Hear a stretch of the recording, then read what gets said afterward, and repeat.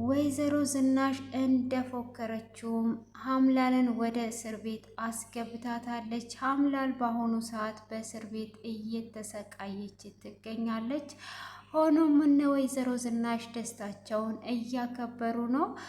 አቶ ሌኩንም ፋንትሽን አቅሻለሁ ወይ በማለት ይጠይቃታል። ፋንትሽም ሽምጥጥ አድርጓ አታውቅኝም፣ ለዛሬ እኔ አዲስ ቤት ነው ለመጀመሪያ የገባሁት ትለዋለች። እሱም አቶ ሌኩ ተረጋጋ፣ አትቸኩል እያለው ነው። ሆኖም እንግዲህ እኔ የማቃት ስሜት ነው የሚሰማኝ በማለትም ለወይዘሮ ዝናሽም እየነገራት ይገኛል። ወይዘሮ ዝናሽም ይሄ ነገር ምን ነው ተደጋገመብኝ እያለች ነው። እንግዲህ ይሄን ያህል አቶ ሌኩ እንዴት ሊረሳትስ ቻለ የሚለው ነገር የምነግራችሁ ይሆናል ማለት ነው። ሰላም ሰላም! ውድ የተከበራችሁ የተወደዳችሁ የማራኪ ቤተሰቦች ሰላማችሁ ባላችሁበት ዓለም ዳርቻ በጥፍ ይብዛላችሁ። ቀጣዩን ክፍል ይዤላችሁ ቀርብ ያለው እስከ መጨረሻ እንድትከታተሉኝ ስል በአክብሮት ጋበዝኳችሁ። ስለምትከታተሉም ከልብ እያመሰገንኩኝ ያለፈውን ክፍል ትንሽ ላስታውሳችሁ።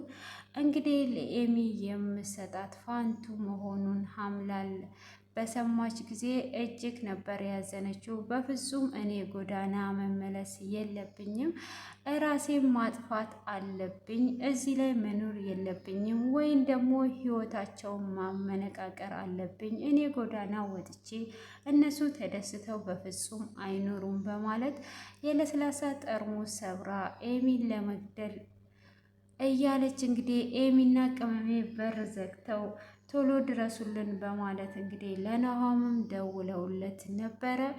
እሱም እንግዲህ እየሮጠ እደጅ እንደደረሰ ሀምላልም ወደ እኔ የምትጠጋ አንድ እርምጃ የምትራመድ ከሆነ እኔ ራሴን አጠፋለሁ በማለት ነበረ ክፍሉ የተጠናቀቀው። ናሆም እንግዲህ እንደምንም በማለት በዘዴ ይይዛትና ያተርፋታል ማለት ነው። እንግዲህ ካተረፋትም በኋላ እናቱ ሌኩንም ቶሎ ብለው ይደርሳሉ ማለት ነው። እናቱ ሌኩንም እንግዲህ እንደደረሱ ወይዘሮ ዝናሽ ያዙኝ ልቀቁኝ ነበር ያለችው። ልጄ የታለች? ልጄን ገሏት ነው ወይ?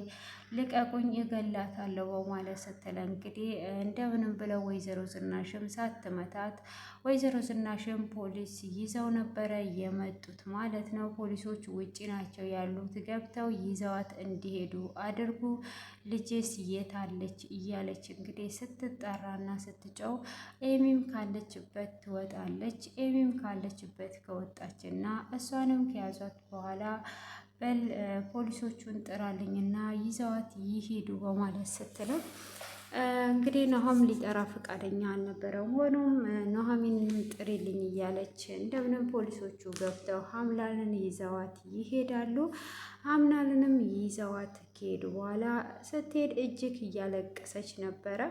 በጣም አዝናና እያለቀሰች ስትሄድ ሁሉም ደንግጦ ነበረ ከወይዘሮ ዝናሽ ውጪ ሌሎቹ ሁሉም ራርተውላት ነበረ። እንግዲህ ወይዘሮ ዝናሽም እሷ ከሄደች በኋላ አሁን ላይ ክስ እንመሰርትባታለን፣ ናሆምንም እንግዲህ ያየከውን ነገር ሁሉ ትመሰክራለህ ብላ ትለዋለች። እሱም መሰክራለሁ፣ ግን እኔ ያየሁት ሰውን ልትገል ሳይሆን እራሷን ልትገል ስትል ነው ብሎ ይላታል ወይዘሮ ዝናሽን ሲል እንግዲህ ወይዘሮ ዝናሽን በፍጹም አሁንም ለእሷ ነው እንዴ የምታግዘው? ለእህት እንደማገዝ እንዴት ነው ራሷን ልታጠፋ ልትገል ስትል ነው እንጂ የደረስክባት ትለዋለች። እንግዲህ ናሆም ባንከሳት ጥሩ ነው፣ ምን አይነት ሁኔታ ላይ እንዳለች አናቅም፣ ስለዚህ ክሱም ብናነሳላት ጥሩ ነው እና እኔ ደግሞ ያየሁትን ነው የምመሰክረው፣ ይሄንን ሳይ ራሷን ልታጠፋ ስትል ነው ያየሁት በማለት ይላል። እንግዲህ ኑሃሚም መታሰር የለባትም መተው አለባችሁ፣ አትክሰሷት በማለት ትላለች። አንቺም ጭራሽ ተደረብሽ እንዴ በማለትም እንግዲህ አቶ ሌኩንም የእሷ መታሰር ብዙ መቀጣቷ እንጂ የመታሰሯን አልወደዱትም። ወይዘሮ ዝናሽ ግን ክሴን እመሰርታለሁ በማለት ትላለች።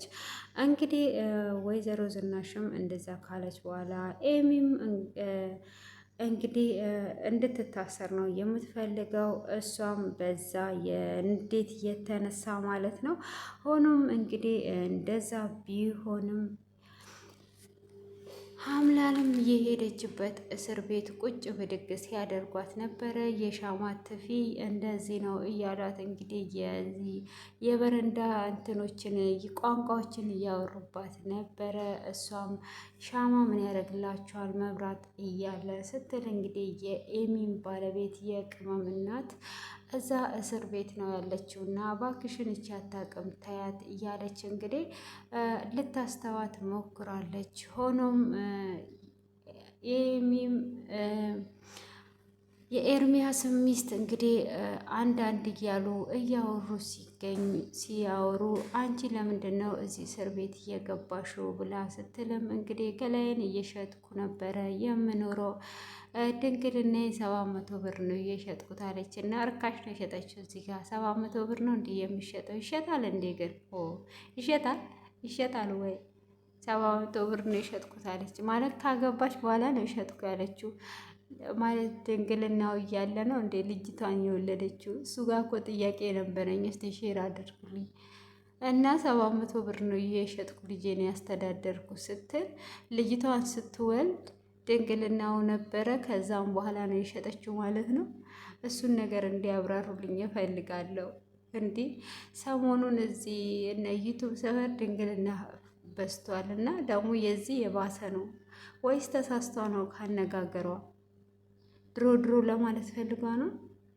700 ብር ነው የሸጥኩት እኔ 7 ሚሊዮን እኮ ነው የሸጠችው እና ትላታለች። እና ኤርሚያስ የሚል ልጅ በፍቅር አጡዞኝ አሁንም እወደዋለሁ እና በስተመጨረሻ ካዳ እንዴት እዚህ ልትመጪ ቻልሽ ስትላት አንዱ ገንዘብ አለኝ ብሎ ሊጫወትብኝ ሲል ተረከኩት አለች። እንኳን ተረከክሽው እና ተረከኩትና ወደ እስር ቤት መጣውኝ ብላ እንግዲህ እያንዳንዱን ነገር ና በማል ትራክ ይዞኝ አቋረጥኩኝ ማለት ነው እና ተረከብኩት እና ነው የታሰርኩት። ሆኖም እንግዲህ ኤርሚያስን አሁንም ድረስ አፈቅረዋለሁ፣ አሁንም እሱ ተለወጥኩ እያለ ሊያስፈታኝ ይሞክራል ስትላት በአንድ ስም መጎዳታችን ብላ አምላል ትላለች። እንግዲህ ከኤርሚያስ እሷም ተጎድታ ነበረና ኤርሚያስ እንግዲህ ለልጁ ለቅመሜ ሲል የመጀመሪያ ሚስቱን አውጥቶ እንደሚያገባት ባለፈው ዕለት አለ ኑሃሚ ቃል ሲገባላት ነበረ። ሆኖም እንደሚያስፈታኝ ነግሮኛል። አንቺስ ምን ሆነሽ ነው ወደዚህ የመጣሽው? በማለት እንግዲህ ትጠይቃታለች። እሷም እንግዲህ እኔ እንኳን የሚታዘንልኝ ሰው አይደለውም ብላ ስትላትም እንዳዝንልኝ ሳይሆን ምን ሆነሽ ነው ወደዚህ የመጣሽው ብላ ትላታለች። እሷም እንግዲህ እንደዛ በምትላትም ሰዓት አይ እኔ ወደዚህ የመጣውበት ምክንያት ለትንሽ ሰዓት ቢሊየን ሊሆን ነበረ ግን አመለጠኝ ስትል እንግዲህ እያንኮራፋች ያለችዋ አንደኛዋ ከእንቅልፋች ሚሊዮን የምትለው ቢሊዮን የምትለው ድምፅ ስትገባ እንግዲህ እኔ አውቄ ነበር ሌባ እንደሆንሽ እያለች እንግዲህ እያፋጠጠቻት ነው። ሆኖም እንግዲህ ሀምላላውን እዛ እስር ቤት እችኛዋ ልጅ ልታሰቃያት ነው። እንግዲህ የኤርሚያስ ሚስት ከዛ ከእስር ቤት ልትወጣ ነው። ደግሞ ማቃታለው እንድትዋወቅ ነበረ ማለት ነው።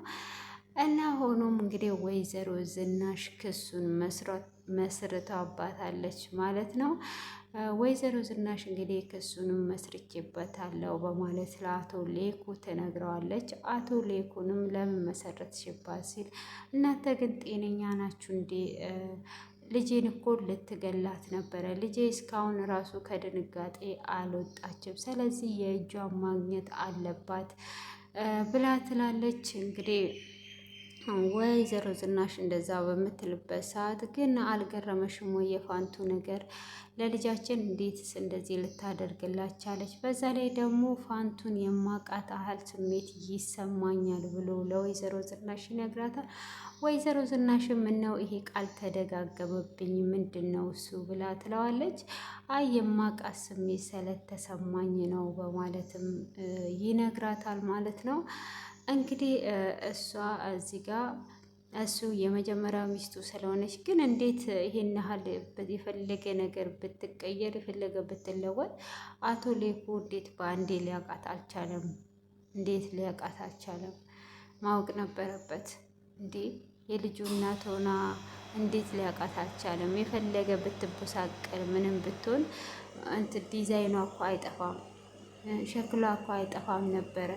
እና እንደዛ እንግዲህ ይልና ሆኖም ወይዘሮ ፋንቱንም ይጠራትና ይጠይቃታል። ወይዘሮ ፋንቱን ወደ ከኩሽና ስራ ጨርሳ ወደ ክላሷ እየሄደች እያለ ወይዘሮ ፋንቱንም አንድ ጥያቄ ልጠይቅሽ ብሎ ይላታል። እሷም ጠይቁኝ ብላ ትላለች። ማቅሽ ይመስለኛል አዲስ አልሆንሽብኝም ብሎ ሲጠይቃት፣ ለእኔ ግን አዲስ ኖት፣ ለእኔ መጀመሪያ ቤቴ ነው፣ እኔ ማቀው ነገር የለኝም፣ ማቅሽ ይመስለኛል ብሎ ሲጠይቃት፣ በፍጹም አያውቁኝም፣ እኔ አሁን ስራዬን ጨርሻለሁ፣ ለዚህ ሊሄድ ነው ብላ ትላለች። እንግዲህ የማቅሽ መስሎኝ ነው ብሎ በጣም አትኩሮ ያያታል። ሆኖም እንግዲህ ሌኩ ራስን ተቆጣጠር፣ ተረጋጋ እያለ ነው። ሆኖም አሁን ላይ በስተመጨረሻ ሲያግን ካዲያ እንዴት ይሆን እና በዛ ላይ እንግዲህ ተሰብስበው ቁጭ ብለው እያሉ እሷ አትኩሯ ናሆምን ስታየው ነበረ እና ናሆምን ለምንድን ነው እንደዚህ የምታየው በማለትም እንግዲህ አቶ ሌኩ ለወይዘሮ ዝናሽ አቅርቦለታል። ይሄንን ምን አሳየ? እኔ አሁን ላይ ትኩረቴ ኤሚና ኤሚ ብቻ ናት ትላለች። እንግዲህ ፋንቱ አትኩሮ ናሆምን የማየት ጥያቄ እየፈጠረባቸው ነው። እንግዲህ ናሆምም የሆነ የተሰማው ስሜት ይኖራል። ናሆምም ወደ ኩሽና ሄዶ ላደረግሽልን ነገር ሁሉ ላመሰግንሽ እፈልጋለሁ ብሎ ይላታል። እሷም ምንም ችግር የለውም ምን አደረግኩላችሁ፣ እሷ ብቻ ደህና ትሆን ብላ ትላለች። እና ለምስጋና አቅፌ ላመስግንሽ ብሎ ሲላትም እሷም አይ በፍጹም አታቅፈኝም ብላ ሲል ሰዓቱ ሲደርስ ብሎ ሲወጣ አይ አንተን ከሚከፋ ብታቅፈኝ ይሻላል ብላ ትለዋለች። እሱም አቅፏት እንግዲህ እሷን ውጥር አድርጋ አቅፏት አለቅሳለች። ከዛ ምን ሆነሽ ነው ብሎ ሲላት አይ ምንም ብላ ትላለች። እንግዲህ ናሆምም ደስ ብሎ ታመስግኗት ይሄዳል። እሷም እንግዲህ ወደ ክፍል ትገባና ከቅመሜ ጋራ ታወራለች። ቅመሜም እኔ ከአንቺ ጋራ እዚህ እንደሆን ሰዎችሽ ከፈቀዱ እኔ እዚህ መሆን ነው የምፈልገው። አሁን ናሆሚ ልታገባ ነው። ናሆሚ ካገባች ወዴት ሄዳለሁ ብላ ትጠይቃታለች። እሷም እንደዛ በምትጠይቃት ሰዓት አይ ናሆሚ ችግር የለውም ይዟሽ ነው የምትሄደው፣ ጥሏሽ የምትሄድ ይመስልሻል እንዴ ብላ ትላታለች። ይዟኝም ብትሄድ እነሱ የራሳቸውን ልጅ ይወልዳሉ ብላ ትላለች። ካዲያ ለአንቺም ጥሩ እኮ ነው እህት ወይም ወንድም ታገኛለች ብላ ትላለች። አሮጊቴ ምነው ከአንቺ ጋር እንዳልሆን ፈልገሽ ነው ወይ ብላ ትላለች። እንግዲህ እና አቶ ሌኩንም ከዛሬ ጀምሮ አንቺ የዚህ ቤት ሰራተኛ ሳይሆን የዚህ ቤት ቤተሰብ ነሽ ብሎ ይላል ናሆም ማለት ነው። እንግዲህ ሁሉም ይስማማና አዎ አንቺ የዚህ ቤት ሰራተኛ አይደለሽም፣ አንቺ የዚህ ቤት ቤተሰብ ነሽ ብለዋታል። እንግዲህ እጅግም ደንግጧለች። ያው ዞሮ ዞሮ ቤተሰብም ናት እና እንደዚህ ብለዋት ይገኛሉ። ሆኖም እንግዲህ አሁን ላይ ሕክምና ሁሉም ነገር ተረጋግጦ ኤሚም ሳሎን ላይ ቁጭ ብላ ሳለ አቶ ሌኩን ይመጣል። አሁን አቶ ሌኩን ምንም ነገር አታስቢ፣ አሁን ላይ የምትሄዱበትን ቀን አረጋግጬ ነው የመጣሁት ብሎ ይላታል።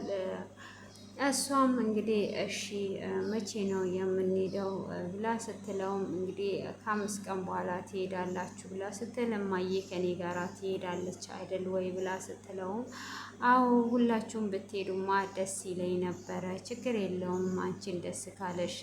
ሆኖም እንግዲህ ድርጅቱ ያለበትን ነገር ታውቂያለሽ አይደል ወይ በማለት ይላታል። እሷም አዎ እኔ እሱን አውቃለሁ፣ እኔ እማዬ ብቻ ከሄደች ይበቃኛል፣ እረዳሃለሁ፣ ለእኔ ሁልጊዜም ከጎኔ ነው ያለው ብላ ትለዋለች። እንግዲህ ወይዘሮ ዝናሽና ፋንቱ አንድ ላይ ተያይዘው ወደ ውጭ ሀገር ሄደው እንግዲህ ኤሚን ለማሳከም ነው። እንግዲህ ወይዘሮ ፋንቱንንም እንደዛ ካሏት በኋላ አቶ ሌኩም እንግዲህ ያው ኤሚን እንደምንም ብሎ አሳምኗታል። ሆኖም እንግዲህ ናሁም እና ኑሃሚ የት ሄደው ነው በማለት ይጠይቃታል። እስከ ዛሬ ድረስ በእኔ ጉዳይ እየተጨነቁ ስለሆነ አሁን ፈታ ዘና ሊሉ ወጥተዋል፣ ትንሽ አየር ይውሰዱ ብላ ትለዋለች። እንግዲህ ናሁምም ኑሃሚንን አትክሮ እያያት እንዴት ነው እያየኸኝ ያለው አንቺ እኮ ነሽ እያየሽኝ። ስለዚህ እስከ ዛሬ እንደዚህ አላየውሽም። ትኩረታችንን እንዳለ ኤሚ ላይ አድርገን ይሄ ብቻ ይሳካ እንጂ ቀጣዩን ደግሞ ይላታል። ያው ቀጣዩ ሰርጉ ነው አይደል ወይ በማለት እንግዲህ አዎ ይህ ሰርግ እንግዲህ ብዙ ጊዜ ተቀጥሮ አልፏል ማለት ነው። ሆኖም እንግዲህ ስለ ሰርጉም እያወሩ ግን እኔ የምለው ፋንትሽን ይህንን ነገር በማድረጓ አልተገረምሽም?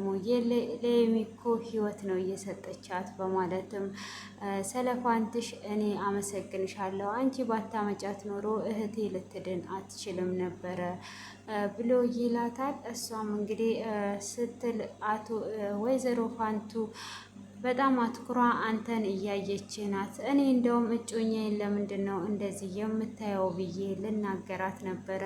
ሆኖም ትልቅ ሰው ስለሆነች እና ያለችበት ብሶት ስላለ አይቼ ዝም አልኳት። እንዴት እንደምታይ ግን አይተሃታል ወይ ብላ ትለዋለች።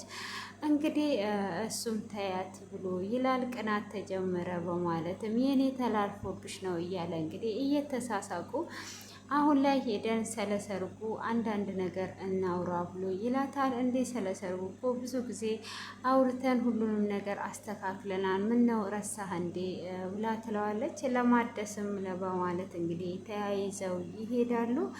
እንግዲህ እነሱም ተያይዘው ከሄዱ ምሳ ቤት ልጋብዝ ብላ ትለዋለች። የት ቤት ነው የምትጋብዥኝ? ቤት አለሽ እንዴ ብሎ ሲላት የመጀመሪያ ምሰሶ ቤት መቼም ወደፊትም እንደማትከለክለኝ ተስፋ አደርጋለሁ ብላ ትለዋለች። እንግዲህ እንደዛውም እየተሳሳቁ ይሄዳሉ ማለት ነው። ወይዘሮ ፋንቱም አሁን ላይ ያው ለምን መናገር እንዳልፈለገች እንጃ እንጂ ወይዘሮ ፋንቱ ሁሉም ነገር ውስጧ ነግሯታል። እንግዲህ ደግሞ የኤርሚያስ ቅመሜ ከአንቺ ጋር ልኑር ባለቻት እንግዲህ ቅመሜንም አይ በፍጹም ከኔ ጋር አትኖሪም ኑሃሚን ተማክሬ ነው ብላታለች። እንግዲህ አሁን አባትሽንም አግኝተሻል አንቺ ብላ ስትላት እኔ ብላ ትተዋለች። ምን ሆነሻል አንቺ ንገሪኝ ብላ ስትል እንግዲህ እኔም ልጄን አግኝቻለሁ ለማለት አልነገረቻትም እንጂ ያው ልጇን እንዳገኘች ስሜቱ ተሰምቷታል ማለት ነው።